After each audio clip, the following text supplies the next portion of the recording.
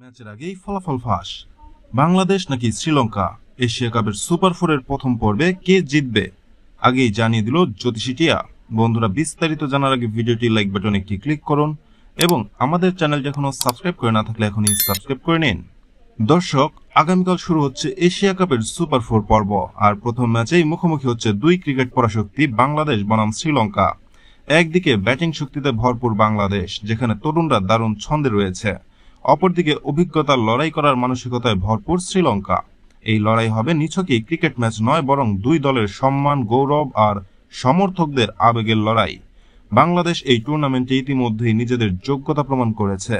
তানজিদ তামিম, লিটন, তাওহিদ হৃদয় কিংবা তরুণ জাকের আলী, সবার চোখে মুখে এখন কেবল একটাই লক্ষ্য, জয়। আর বোলিং আক্রমণে তাসকিন, শরীফুল আর মুস্তাফিজরা যে কোনো সময় ম্যাচ ঘুরিয়ে দিতে সক্ষম।